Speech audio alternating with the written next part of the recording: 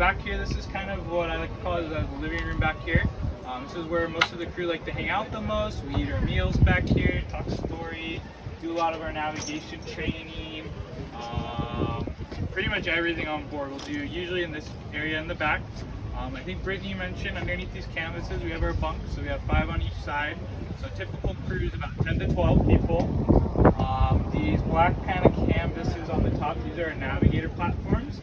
So that's where the navigators tend to hang out the most.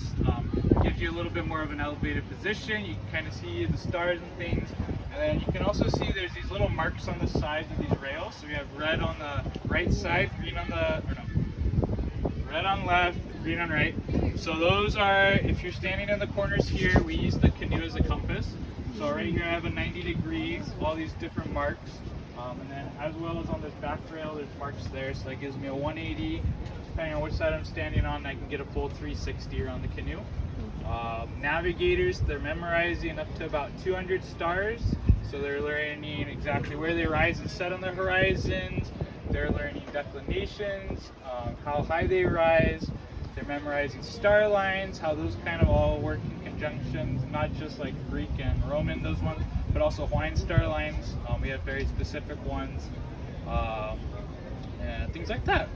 Right here in this box that you guys are sitting on, that's our galley or kitchen. So we have a 2-burner propane stove inside there. There's about 4 or 5 cooks on board that when you find out they're on board, you get really excited because you know you're going to be eating well for the next couple weeks. Usually when the captain's picking his crew, that's usually who's first picking is the cook. Back here in these open compartments, these are our shower areas. So we have privacy curtains that we can close. We do all salt water for showers because fresh water is quite a commodity. We only have what we bring, so each crew member is allotted about a gallon of fresh water per day. It's usually just for drinking, for food, and for brushing teeth. Everything else is going to be done salt water, so cleaning dishes, showers, laundry, things like that. So we are salty for a couple weeks, but you just kind of you get used to it. So that's all wet deck down there. Once you rinse yourself off, it goes right back to the ocean. So we try to do a lot of like eco-friendly soaps and shampoos. For the bathroom, you guys probably can notice we don't have any toilets on board. So we got to get a little medieval on that one.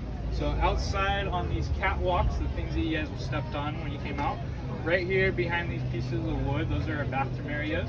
So number one for guys, easy, make sure you're just on the downwind side.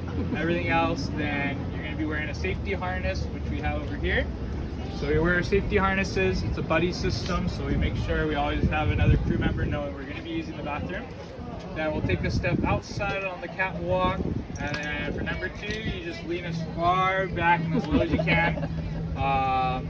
It does get exciting, especially nighttime, because you can't see the waves coming. So I like to call it that saltwater bidet. A little less toilet paper you need to use. And then, yeah, for steering, this is our main steering. So in Hawaiian, it's called a HOKULE'A, or steering blade. It weighs about 300 pounds. We always have at least one person steering at a given point. You want to give it a go? No. Anybody else, if you want it, you can try it. Yeah, so it weighs about 300 pounds, pretty heavy. And that's pretty much my spiel. Any quick questions? At least one, so we can have 2 to 3.